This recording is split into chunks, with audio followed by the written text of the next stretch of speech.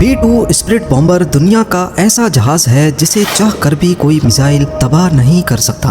देखने में बेशक ये एक फुटबॉल फील्ड जितना बड़ा लगता है, लेकिन दुश्मन के रडार पर ये सिर्फ और सिर्फ एक मक्खी जितना नजर आता है। चाहे कितना ही कॉम्प्लेक्स रडार नेटवर्क क्यों न हो, B-2 स्पिरिट बॉम्बर के लिए इसे चकमा देना बाएं हाथ का खेल है। 2 अरब डॉलर्स की लागत से तैयार किया गया ये आज तक बनाया गया दुनिया का सबसे महंगा जहाज है। दूसरे जेट्स के मुकाबले में न सिर्फ खामोश बल्कि ये हीट सीकिंग मिसाइल्स के साथ साथ इंफ्रारेड गाइडेड मिसाइल्स को भी आसानी से धोखा दे सकता है। एक ऐसा जहाज जो चाहे तो दुनिया का नक्शा ही बदल सकता है। पर सोचने वाली बात यह है कि एक 52 मीटर चौड़ा जहाज आखिर रडार्स पर क्यों डिटेक्ट नहीं होता।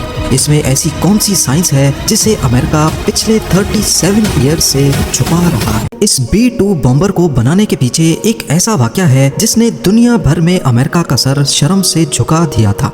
1 मई 1960 पाकिस्तान में पेशावर एयरबेस से अमेरिका का Lockheed U-2 aircraft take off करता है।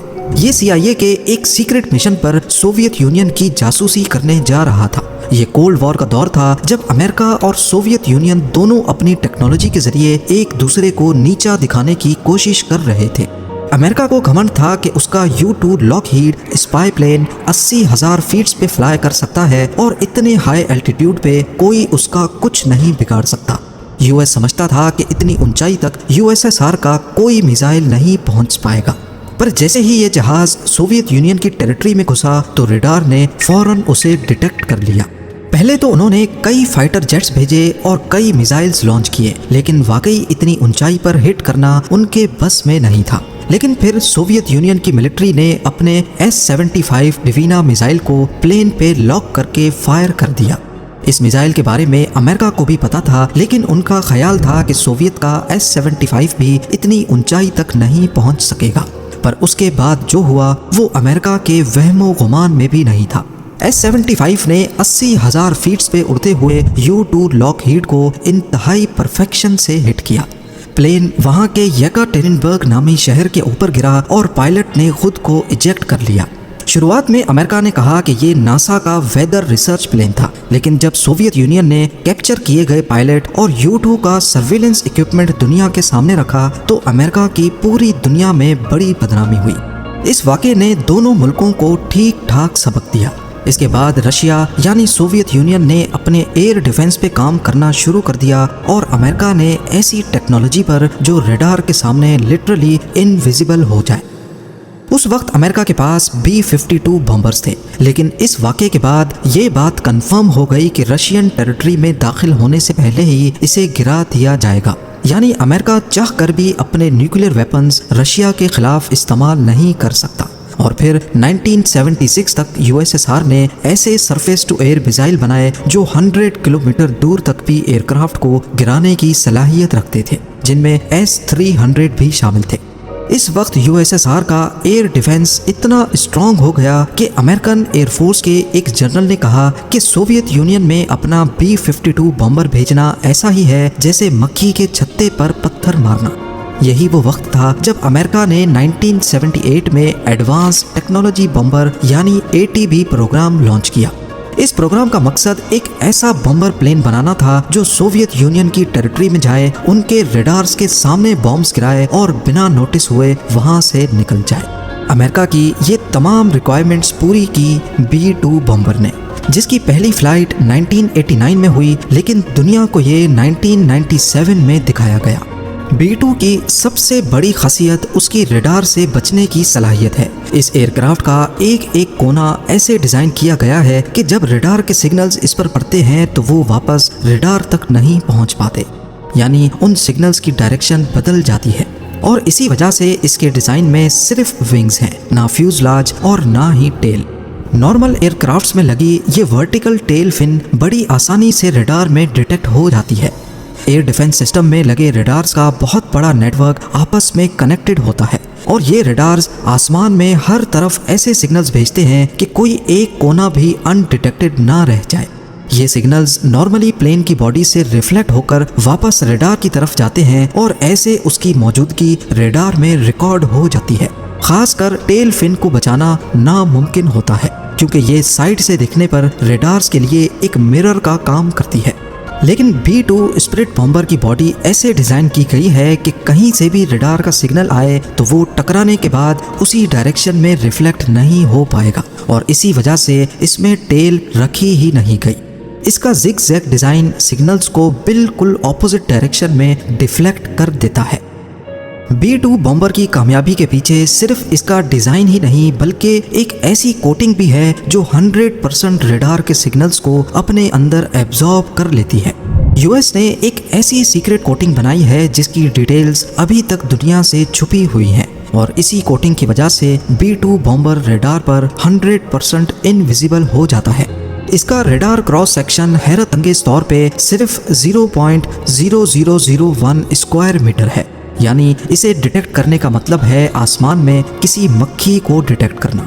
कंपेयर किया जाए तो रडार पर B-52 बॉम्बर एक 2 बेडरूम फ्लैट जितना नजर आता है, F-15 एक छोटे कमरे जितना, JF-17 एक सिंगल बेड जितना और रफाएल एक बड़े तकिए जितना नजर आता है। यानी B-2 बॉम्बर इन सब से 10 गुना बड़ा होने के बावजूद रडार पर सिर्फ एक मक्खी जितना दिखता है। एविएशन सिक्योरिटी की दुनिया में इस टेक्नोलॉजी को स्टेल्थ कहा जाता है, और इसकी बुनियाद B-2 बॉम्बर से ही रखी गई। B-2 स्पिरिट बॉम्बर में सिर्फ दुश्मन के रडार से बचने की काबिलियत ही नहीं बल्कि इसका लो हीट सिग्नेचर इंफ्रारेड और हीट सीकिंग मिसाइल्स को भी चकमा दे सकता है। नॉर्मली एयर डिफेंस सिस्टम्स में इंफ्रारेड सर्वेलेंस सिस्टम्स भी होते हैं। ये सिस्टम जेट के पीछे से निकलने वाली हीट को डिटेक्ट करके कंफर्म करते हैं, और फिर मिसाइल सिस्टम उसी हीट सिग्नेचर पर लॉक किया जाता है। लेकिन B-2 बॉम्बर के इंजन इसकी बॉडी के अंदर छुपाए गए हैं। जेट इंजन में कंबस्शन होने के बाद गर्माइश डायरेक्टली बाहर नहीं निकलती, बल्कि पहले उसे बाहर की ठंडी हवा के साथ मिक्स किया जाता है, जिसकी वजह से B-2 बॉम्बर अपने पीछे कोई हीट सिग्नेचर नहीं छोड़ता। और यही चीज B-2 को दुनिया का सबसे कम हीट सिग्नेचर छोड़ने वाला एयरक्राफ्ट बनाती है। ये ऐसा ही है कि अगर एक F-16 jet infrared surveillance system में 100 किलोमीटर दूर से डिटेक्ट हो जाता है, तो वहीं B-2 बॉम्बर जब तक 10 किलोमीटर की रेंज में नहीं आएगा डिटेक्ट नहीं हो पाएगा। पर ये इतना नीचे उड़ता ही नहीं जो कभी इंफ्रारेड रडार पर भी डिटेक्ट हो सके। B-2 बॉम्बर हैरत अंगेज तौर पे 15,000 मीटर या फिर 50,000 फीट्स पे उड़ने की काबिलियत रखता है। इतनी ऊंचाई पर उड़ने की वजह से ये ना सिर्फ इंफ्रारेड रडार से बच सकता है बल्कि ऊपर एटमॉस्फेयर पतला होने के बायस जहाज पर ड्रैग कम पड़ता है और फ्यूल एफिशिएंसी बेहतर हो जाती है, जिसकी वजह से ये और ज्यादा डिस्टेंस ट्रेवल कर सकता है। अपने फुल टैंक में B-2 बॉम्बर 11,000 किलोमीटर का डिस्टेंस बड़ी आसानी से तय कर सकता है। अब यहाँ आपको लग रहा होगा कि इसका रडार और इंफ्रारेड सर्वेलेंस सिस्टम पे नजर ना आना शायद यही इसकी खास बात है, लेकिन नहीं। B-2 बॉम्बर को असल स्टेल्थ बॉम्बर बनाता है इसका ECM यानी इलेक्ट्रॉनिक काउंटर मेजर्स। B-2 के अंदर हाई टेक ECM सिस्टम्स लगे हुए हैं जो पहले ये देखते हैं कि दुश्मन के रडार की क्या फ्रीक्वेंसी है, फिर उसी फ्रीक्वेंसी पे झूठे सिग्नल्स भेजते हैं जिससे रडार पर B-2 की गलत लोकेशन शो होती है, या फिर 20 अलग अलग लोकेशंस पर B-2 नजर आने लगता है, जबकि असल में वो सिर्फ एक जगह ही होता है। ये सिस्टम रडार के सिग्नल को रिकॉर्ड करता है और उसे मॉडिफाई करके वापस भेज देता है। रडार को लगता है कि ये सिग्नल जेन्युइन है, पर असल में वो झूठ होता है। और सबसे मजे की बात, ये ECM सिर्फ उसी रडार को गलत सिग्नल भेजता है जिसने उसे डिटेक्ट किया हो, ताकि दुश्मन को लगे कि शायद रडार में कोई नॉइज या एरर आया है। अगर तमाम ही रडार्स में गलत सिग्नल भेजे जाएंगे तो दुश्मन को शक हो सकता है। B-2 बॉम्बर की बॉडी में ज्यादातर कार्बन ग्रेफाइट कंपोजिट मटेरियल का इस्तेमाल हुआ है। इस जहाज को टुकड़ों में बनाया गया और फिर इस तरह जोड़ा गया जैसे स्विस वॉच मेकर हर पुर्जे को पूरी परफेक्शन से जोड़ता है। अब आते हैं इसके पे लोड पर। यह हैरानकुन तौर पे 18,000 kg का बारूदी मवाद उठा सकता है, यानी करीब 15 गाड़ियों का लोड। ये अपनी बेली के अंदर 80 JDAMs छुपा सकता है जो कि GPS गाइडेड बॉम्ब्स होते हैं, 16 B-83 न्यूक्लियर बॉम्ब्स और 16 AGM-158 जैसम मिसाइल्स जो कि स्टेल्थ क्रूज मिसाइल्स होते हैं। ये बॉम्ब्स B-2 के इंटरनल बे के अंदर फिट किए जाते हैं और दरवाज़ा बंद हो जाता है ताकि फ्लाइट के दौरान स्टेल्थ बरकरार रहे। रेंज की बात की जाए तो ये अमेरिका से रशिया जाकर वापस आ सकता है, और अगर हवा में ही रिफ्यूलिंग की जाए तो B-2 बॉम्बर दुनिया के किसी भी कोने तक जा सकता है। अफगानिस्तान वॉर के दौरान B-2 बॉम्बर ने USA में मिजोरी एयरफोर्स बेस से टेक ऑफ किया। 9,500 किलोमीटर का फासला तय करके अफगानिस्तान में बॉम्बिंग्स की और बिना लैंड किए वापस चला गया। इस दौरान बीच में सिर्फ एक मिड एयर रिफ्यूलिंग की जरूरत पड़ी। इस पूरे मिशन में B-2 बॉम्बर लगातार 45 घंटों तक फ्लाई करता रहा और किसी एक भी रडार पर यह नमूदार ना हो सका। इसके अलावा 1999 में ऑपरेशन अलाइड फोर्स के दौरान भी इसे सर्बिया में बॉम्बिंग्स के लिए इस्तेमाल किया गया। 2003 में ऑपरेशन इराक फ्रीडम और 2011 में ऑपरेशन ओडेसी डॉन में भी B-2 ने लीबिया में बॉम्बिंग्स की। B-2 स्प्लिट बॉम्बर किसी भी मौसम में और किसी भी कंडीशन में फ्लाई कर सकता है। बेशक GPS सैटेलाइट्स ही तबाह क्यों ना हो जाएं, अपने बैकअप सिस्टम्स को इस्तेमाल करते हुए ये स्टार्स को देखकर भी खुद उड़ता रहता है। इसमें लगे हाई टेक सोनार कैमराज B-2 बॉम्बर को दुनिया का सबसे बड़ा ऑब्स्टिकल अवॉइडेंस प्लेन बनाते हैं।